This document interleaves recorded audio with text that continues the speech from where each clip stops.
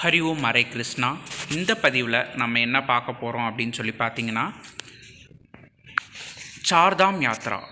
சார்தாம் அப்படின்னா 4 தாம், 4 கோவிலில் தான் 4 தாம், அதாவது சார் தாம், 4 கோவில்கள் உள்ளடக்கிய உத்தரகாண்டில் இருக்கக்கூடிய சார்தாம் தான் இப்போ நம்ம பார்க்க போகிறோங்க.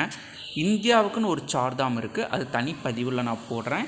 இப்போ நம்ம பார்க்க போகிறது உத்தரகாண்டில் இருக்கக்கூடிய சார்தாம்.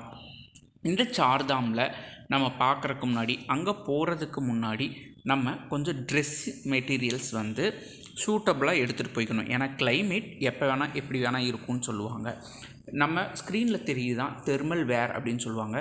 இந்த தெர்மல் வேர் பர்ச்சேஸ் பண்ணணும் அப்படின்னா இதோட பட்ஜெட் ஸ்போர்ட்ஸ் ஷாப்பில் போய் பண்ணிங்கன்னா நம்ம போயிட்டு வர ட்ராவல் சார்ஜு ஈக்குவல் ஆகிடும். நம்மளோடது பட்ஜெட் ட்ரிப். அதனால் இந்த செட்டப்பில் நம்ம என்ன பண்ணலான்னா, பாலிஸ்டர் டிஷர்ட், காட்டன் டிஷர்ட், தென் உங்களுக்கு இருக்கக்கூடிய ஃப்ளீஸ் டைப்பில் இருக்கக்கூடிய கொஞ்சம் கெட்டியான உள்ளன் ஸ்வெட்டர்ஸ் அல்லது ரெயின் கோட்ஸ், ஜர்க்கின்ஸ் இது மாதிரி யூஸ் பண்ணிக்கலாம். அதுவே அங்கே போதுமானதாக தான் இருக்கும் அப்படின்னு சொல்கிறதுக்காக தான் இந்த ஸ்கில்லுங்க. இல்லை பட்ஜெட் ப்ராப்ளமே இல்லைன்னா நீங்கள் இதெல்லாம் பர்ச்சேஸ் பண்ணிக்கலாம். பட் அது எசென்சியல் கிடையாது. நார்மல் உள்ளன் கிளாத்தஸ், நம்மக்கிட்ட இருக்க பாலிஸ்டர் ஷர்ட்ஸ் அந்த மாதிரி இருக்கிறது, அப்புறம் நார்மல் ஜர்க்கின், அதுவே வந்து அங்கே போதுமானது தான். எங்கே நம்ம தமிழ்நாட்டில் இருந்தாலும் சரி, அதாவது மதுரை, மைசூர் பக்கம் இருந்து வர ட்ரெயின்ஸை பிக் பண்ணலாம். இல்லைன்னா சென்னையிலேருந்து வர ட்ரெயின், கேரளா சைட்லேருந்து கோயம்புத்தூர் ரோடு க்ராஸ் பண்ணுற ட்ரெயினாக இல்லாமல் இருந்தால் ஓகே. ஏன்னா அங்கே நார்த் இந்தியன் ஸ்லீப்பரில் ஃப்ரீக்வெண்ட்டாக ஏறிடுவாங்க. பட் இங்கேருந்தே ஸ்டார்ட் பண்ணுற ட்ரெயின்ஸ், மதுரை, மைசூர் அல்லது சென்னையிலேருந்து கிளம்புற ட்ரெயின்ஸில் ஸ்லீப்பர் கிளாஸ் பெட்டராக இருக்கும். நான் சூஸ் பண்ணது தமிழ்நாடு எக்ஸ்பிரஸ்.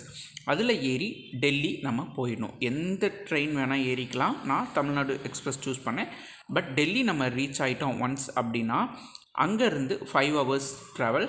அங்கேருந்து டெல்லியில் ஆக்சுவலாக 3 ஸ்டேஷன்ஸ் அவைலபிளாக இருக்கும்.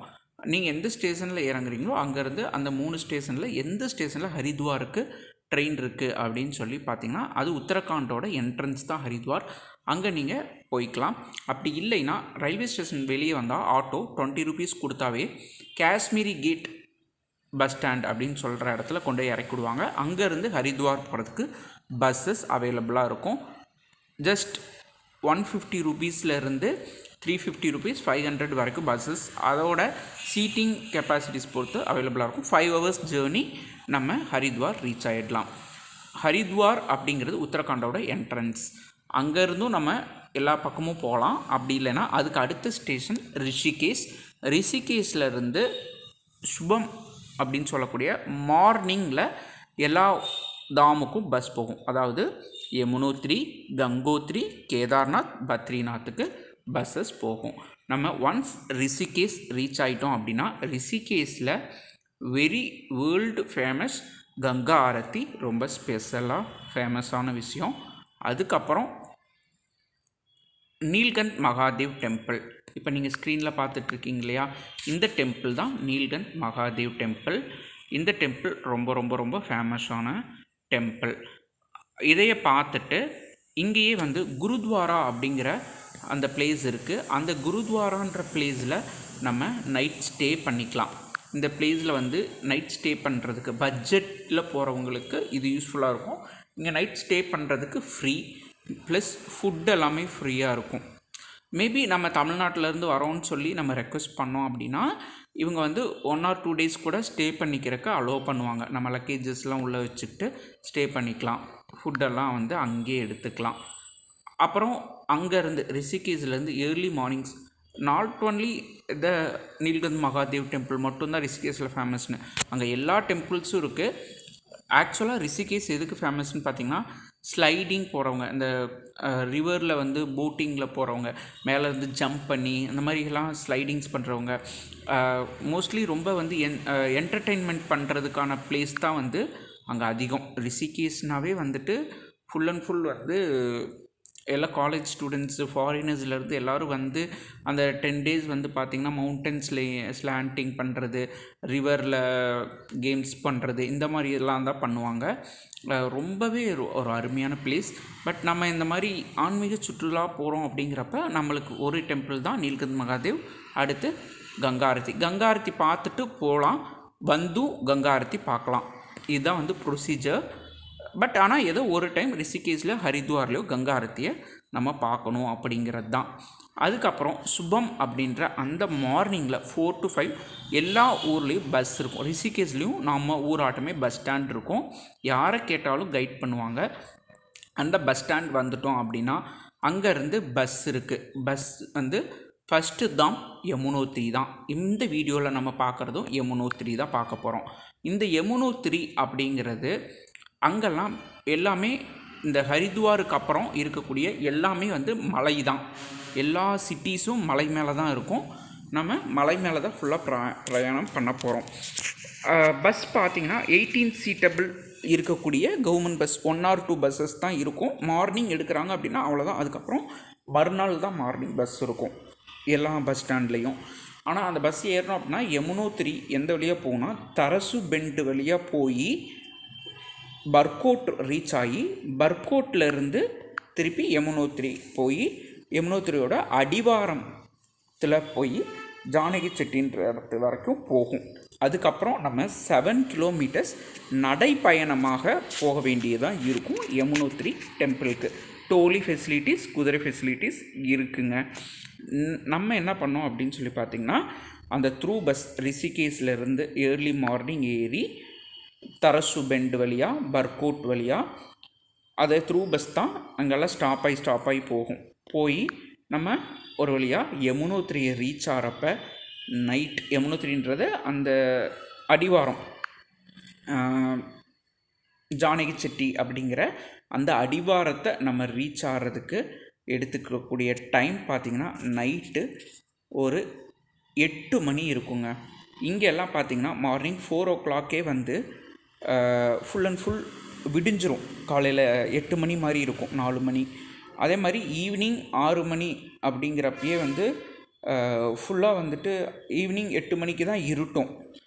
லேட்டாக தான் இருட்டும், சீக்கிரமாக விடிஞ்சிரும். ஏன்னா ரொம்ப ரொம்ப ஹில்லில் மலை உச்சியில் இருக்கும், இமயமலையின் தொடர்ச்சியில் இருக்கும். அதனால அந்த மாதிரி தான் இருக்குங்க. 8 மணி அப்படிங்கிற ஸ்டேஜில் தான் போய் நம்மளை இறக்கி விட்டாங்க. அங்கே ரூம்ஸ் அவைலபிள். 18 சீட்ஸ் பஸ்ஸஸ் இருந்ததுனால அந்த பஸ்ஸில் இடையில நிறைய டீ ஷாப்ஸ் அங்கெங்கெல்லாம் நிறுத்துவாங்க இல்லையா, அங்கே கிடச்ச ஃப்ரெண்ட்ஸ் நம்மளை மாதிரியே சோலோவாக வந்தவங்க அல்லது நம்மளை மாதிரியே வந்துட்டு பட்ஜெட்டில் வந்தவங்க அந்த மாதிரி கம்பைன் பண்ணிக்கலாம், நம்மளே பேசிக்கலாம். வேறு ஸ்டேட்லேருந்து வருவாங்க, நம்ம பேசிட்டு எல்லோரும் ஒட்டுக்க ரூம் எடுக்கிறதுனால எடுக்கலாம், தனியாக எடுக்கிறதுனால எடுக்கலாங்க. ரூம்ஸ் நிறைய ஜானகி சிட்டியில் அவைலபிள்ஸ். நம்ம பார்கெனிங் பண்ணலாம். 300 தரோம், 400 தரோம், 500 தரோம், 1000 தரோம் அப்படின்னு சொல்லி பார்கெனிங் பண்ணலாங்க. இல்லை நம்ம 4 பேர் சேர்ந்துட்டோம் அப்படின்னாக்கா ஒரு ரூம் எடுத்துக்கிட்டு நாங்கள் 1000 தரோம் அப்படின்னு சொல்லி பார்கெனிங் பண்ணலாம். மேக்ஸிமம் 300க்கு மேலே பே பண்ண வேண்டியது இல்லைங்க. 4 பேர் சேர்ந்து எடுத்துக்கிறோம் அப்படிங்கிறப்ப நம்ம 1000 கொடுத்தாவே போதும். அப்புறம் அங்கே ஜானகி செட்டியில் நைட்டு ஸ்டே பண்ணிவிட்டு காலையில் ஏர்லி மார்னிங் 4 o'clock எந்திரிச்சு நடக்க ஆரம்பிச்சாச்சுங்க. நான் நடக்கிறது தான் யூஸ் பண்ணியிருந்தேன். யமுனோத்ரிக்கு 7 kilometres up and 7 kilometres down.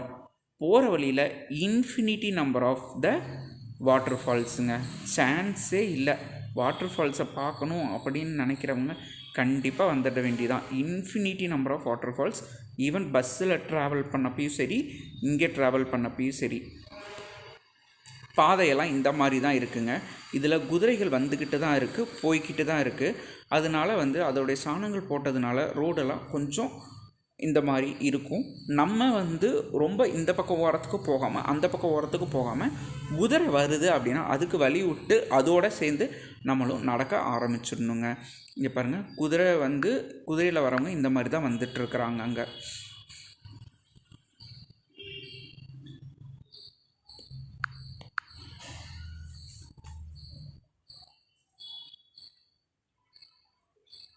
Dolly ஃபெசிலிட்டிஸும் இருக்குங்க. இது ஏர்லி மார்னிங் நான் எடுத்தேன்.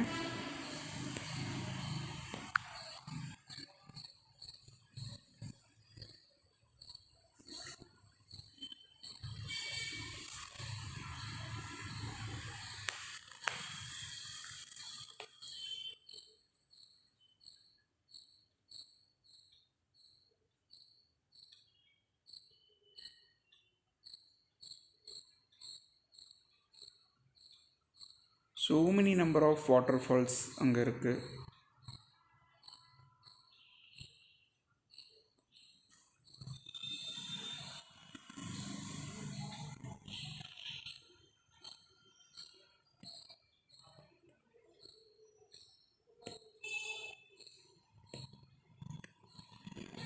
அங்கே தூரத்தில் தெரியுது பாருங்கள், ஒரு எல்லோ கலரில் கோபுரம் மாதிரி, அதுதான் யமுனோத்ரிங்க.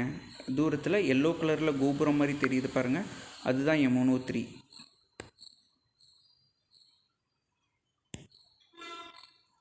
இங்கே பாருங்கள், எல்லோ கலரில் கோபுரம் மாதிரி, அதுதான் யமுனோத்ரி.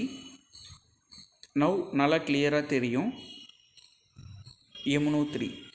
யமுனோத்ரி தாம் எல்லோ கலரில் கோபுரம் மாதிரி தெரியுது தான் யமுனோத்ரி தாம். நம்ம போய் அந்த பிரிட்ஜ், ஸ்டீல் பிரிட்ஜை க்ராஸ் பண்ணோம்னாவே அந்த டெம்பிள் வந்துடும். இப்போ பாருங்கள், நல்லா கிளியராக தெரியும். இந்த எல்லோ கலரில் இருக்கக்கூடிய இந்த தாம் தான் யமுனோத்ரி டெம்பிள். ரொம்ப ரம்மியமாக காட்சி தரும். அங்கே போனாவே அப்படி ஹார்ட்டில் இருந்து மைண்டு ஃபுல்லாக அப்படி பீஸ்ஃபுல்லாக இருக்கும். எல்லாத்தையும் மறந்துட்டு நம்ம அப்படியே உலகத்தில் மிதக்கிற மாதிரி இருக்கும். வாட்டர் பாருங்கள், அப்படியே எவ்வளோ ப்யூராக மெல்ட்டான அடுத்த செகண்ட்ஸ் நம்மளுக்கு கீழே கிடைக்குது இல்லையா, அந்த மாதிரி இருக்கும். மேலே உச்சியில் அப்படி பனி உருகி வர்றது நம்ம பார்வைக்கு தெரியும். நடந்து போனதுனால எனக்கு வேறு எந்த ட்ரெஸ்ஸஸுமே தேவைப்படல. நான் கூட பயந்துக்கிட்டேன், எல்லாம் கவர் பண்ணிட்டு தான் போனேன். அப்புறம் பார்த்தா மூச்சை விட முடியல, அந்தளவுக்கு வேர்க்க ஆரம்பிச்சிடுச்சு. எல்லா ட்ரெஸ்ஸும் ரிமூவ் பண்ணிட்டேன். இந்த தாம் யமுனோத்ரியை பார்க்குறப்ப பயங்கர சூப்பராக இருந்தது. யமுனோத்ரிக்கிட்டேயே இந்த ஷாப் இருக்குது. இந்த ஷாப்பில் எல்லா டைப்ஸ் ஆஃப் த ஸ்வீட்ஸ் அவைலபிளாக இருக்குது. Plus samosa, jangiri, noodles, Maggi எப்பயுமே இங்கே அவைலபிளுங்க. இதுதான் தாம். இங்கே அப்படி சுடு தண்ணியில் ஊற்று வந்துக்கிட்டே இருக்குது. சுடு தண்ணியில் ஊற்று வந்துடுச்சுங்க. சுடு தண்ணி கிணறு இருக்குது, அதில் நாங்கள் பாத் பண்ணோம். பாத் பண்ணிவிட்டு அங்கேயே ட்ரெஸ் சேஞ்ச் பண்ணுறதுக்கான ப்ளேசஸ் எல்லாம் இருக்குது, சேஞ்ச் பண்ணிக்கலாம். சேஞ்ச் பண்ணிவிட்டு நம்ம வீட்டில் இருந்து நம்ம அன்றாடும் லைஃப்பில் என்னெல்லாம் பூஜைகள் பண்ணுறோமோ அந்த திங்ஸ் எல்லாத்தையும் நம்ம எடுத்துகிட்டு போகணுங்க. எடுத்துகிட்டு போய் இந்த யமுனோத்ரியில் அதையையும் பாத் பண்ணி அதுக்கான பூஜைகள் எல்லாமே பண்ணலாம்.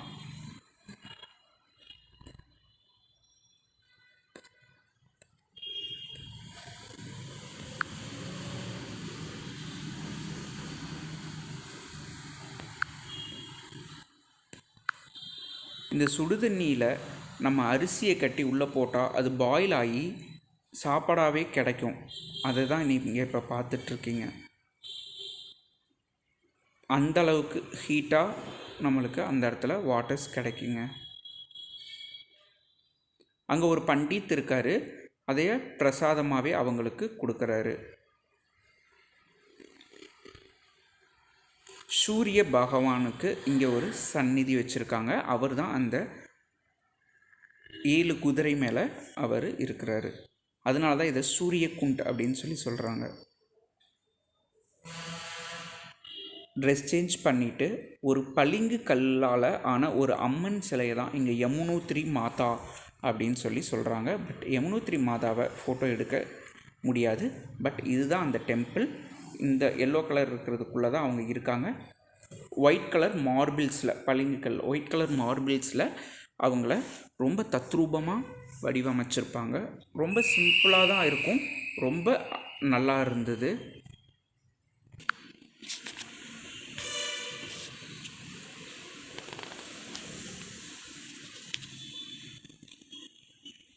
கோயிலில் பண்டித் இருப்பார். நம்ம பேர் சொல்லி அர்ச்சனைகள் பண்ணுறது, கோலம் கூத்திரம் இதெல்லாம் சொன்னோம் அப்படின்னா அர்ச்சனை பண்ணுறாங்க. இங்கே மாதிரி பூஜை பொருட்கள் அது இது அப்படின்லாம் எதுவும் இல்லை. நம்ம நார்மலாக இந்த கோவிலில் சாமி கும்பிட்டு வர்றது தான். இங்கே பார்த்திங்கன்னா முந்திரி, திராட்சை அல்லது அந்த மாதிரியான இதை ட்ரை ஃப்ரூட்ஸு இல்லைன்னா ஸ்வீட்ஸ், எந்த ஸ்வீட்ஸ் வேணாலும் பாக்ஸோடு வாங்கி கொடுத்தோன்னா அதை சுவாமிக்கிட்ட வச்சு தராங்க. அதே நம்ம கொண்டு வந்து இங்கே பிரசாதமாக விநியோகம் பண்ணலாம்.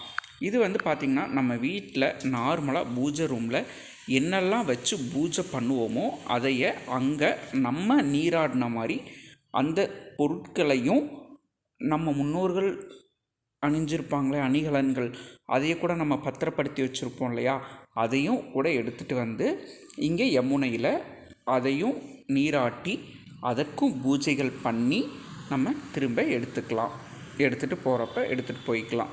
நம்ம வீட்டில் பூஜை தட்டுகள், மணி, இதை மாதிரி இருக்கும் காமன் திங்ஸ். இது ரொம்ப நம்மளோடைய ஃபேவரேட்டாக இருக்கும். அந்த மாதிரி இல்லை நம்ம முன்னோர்களோட அணிகலன்கள், இல்லை நம்மளே ஒரு அணிகலன்களை பாதுகாப்போம். அந்த மாதிரி விஷயங்கள் எல்லாத்தையும் கொண்டு அங்கே வச்சு அதையும் அந்த யமுனா கரையில் பூஜை பண்ணி எடுத்துகிட்டு வந்துட்டோம். மேலே உச்சியில் பாருங்கள், அப்படி மலை உருகி அந்த யமுனை அப்படியே தூய்மையாக ப்யூர் வாட்டர், அதை விட வேறு ப்யூர் வாட்டர் எதுவுமே கிடையாது, அப்படியே வரும். அதுதான் நான் ஜூம் பண்ணி காமிச்சேன். அங்கே பாருங்கள், மேலே இமயமலை உச்சியில் அந்த பனி உருகி அப்படியே நீராக அந்த வீழ்ச்சியில் விழுந்து வர்றது. தண்ணிக்கு இங்கே தட்டுப்பாடே கிடையாது. எல்லா இடத்துலையும் பைப் வச்சுருக்காங்க. அந்த மலையிலேருந்து வரக்கூடிய அந்த நீர் ஊற்றுகளில் பைப் வச்சுருக்காங்க. அதில் தூக்கி நம்ம குடிச்சிக்கலாம்.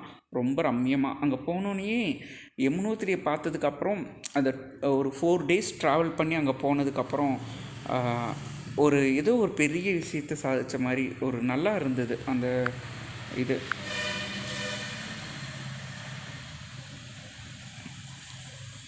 திரும்ப அங்கேருந்து கீழே 7 கிலோமீட்டர் நடக்க ஆரம்பித்து லாஸ்ட்டாக யமுனோத்திரி மாதா தெரிகிற வரைக்கும் திரும்பி பார்த்துக்கிட்டே அந்த வழியெல்லாம் நடந்து வந்தேன். உச்சியில் பனி உருகி விழுகிறது கொண்டு நம்ம ரிட்டன் வரப்போ தெரிஞ்சிச்சு. போகிறப்ப இருட்டாக இருந்ததுனால தெரியல, பட் ரிட்டன் வரப்போ எல்லாமே கவர் பண்ண முடிஞ்சிச்சு. இதில் பாருங்கள், மேலே நல்லா பாருங்கள், உச்சியில் பாருங்கள் பனி அப்படி உருகி கீழே விடுறது. அப்படி கீழே யமுனையாக இந்த இடத்துல இருந்து ஆரம்பிக்குது. அதுதான் இங்கே யமுனா நதிக்கரை அப்படின்னு சொல்கிறோம். யமுனை உருவாகக்கூடிய யமுனோத்திரி சார்தாம் யாத்திரையோட முதல் யாத்திரை யமுனோத்திரி. தீபாவளிக்கு அப்புறம் அட்சய திருதியை வரைக்கும் இந்த யமுனா மாதாவை கொண்டு இங்கே தான் வைப்பாங்க. இதான் ஜானகி செட்டி. நம்ம ரூம் எடுத்து ஸ்டே பண்ணியிருந்தோம் இல்லைங்களா நைட்டு, அந்த ஜானகி செட்டிங்க. இந்த கோவிலில் தான் அந்த மதம் வைப்பாங்க. இது எங்கே இருக்குது அப்படின்னு சொல்லி பார்த்தீங்கன்னா, நம்ம ஜானகி செட்டியில் இறங்கினதுக்கப்புறம் அங்கேயே இருக்குது, பார்த்தாவே தெரியும். இதுக்கிட்ட ஒரு ஹர்சாலி கிராமம் அப்படிங்கிற ஒரு கிராமம் இருக்குது. ஹர்சாலி அப்படின்னு சொல்லுவாங்க. நீங்களும் போனால் அந்த கிராமத்தை வியூ பண்ணிட்டு வாங்க. அந்த கிராமத்துக்கு பஸ்ஸெல்லாம் இல்லை, நீங்கள் நடந்து தான் போகணும். பட் ஆனால் வாக்கபிள் டிஸ்டன்ஸ் தான். இந்த யமுனை ஆற்று இப்படி கடந்தோம்னா ஒரு இப்படி மேலே இப்படி 2 பெண்டு மாதிரி போனோம் அப்படின்னாவே அங்கே வீடுகள்லாம் இந்த மாதிரி ரொம்ப பழமையானதாக இருந்தது. இங்கே ஒரு சனிவார் டெம்பிள் இருக்குங்க. ஷாட்டன் டெம்பிள் அப்படிங்கிற ஒரு டெம்பிள் இப்போ நீங்கள் பார்த்துட்ருக்கீங்க இல்லையா, இந்த வியூவில் ஸ்க்ரீனில் தெரிகிற இதுதான் அந்த சனிவார் டெம்பிள். பட் இதோட ஓல்டு டெம்பிள் இது, வெறும் கல்லினால் ஆன டெம்பிள்.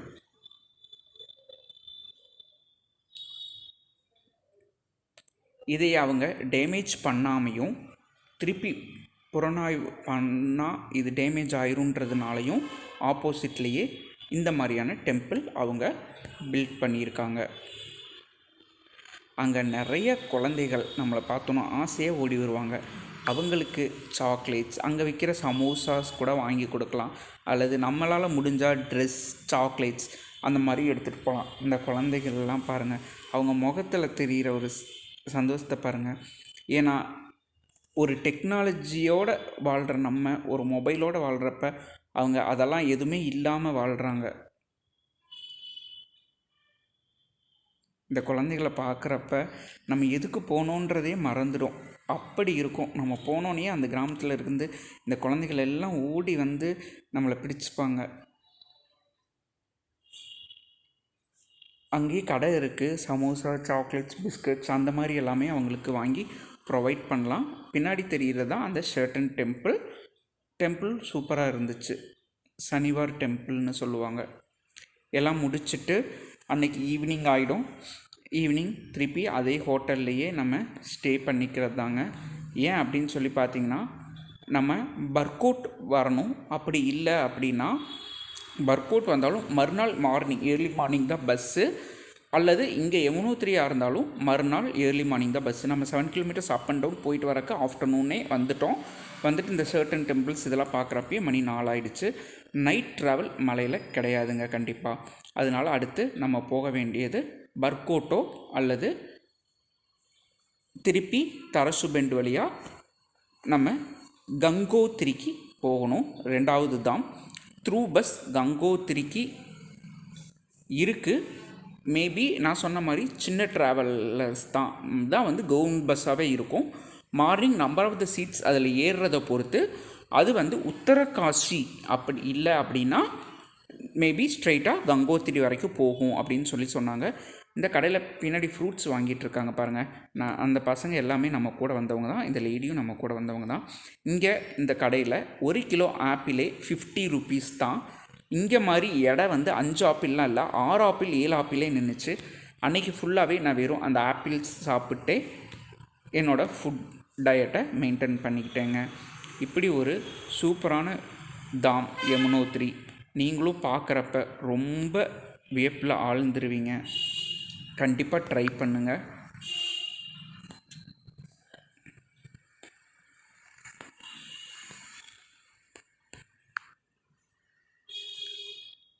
இதோட கண்டினியூட்டியாக இன்னும் 3 தாம் கங்கோத்ரி, கேதார்நாத், பத்ரிநாத்தை பற்றி அடுத்தடுத்த வீடியோவில் கொடுக்குறேன். எல்லோரும் கண்டிப்பாக சப்ஸ்கிரைப் பண்ணிக்கோங்க. முடிஞ்சளவு உங்களோட ஃப்ரெண்ட்ஸுக்கு ஷேர் பண்ணுங்கள். அவங்களும் சோலோ ட்ரிப்பாக வராங்க அப்படின்னா இந்த வீடியோஸ் அவங்களுக்கு ஹெல்ப்ஃபுல்லாக இருக்கும்.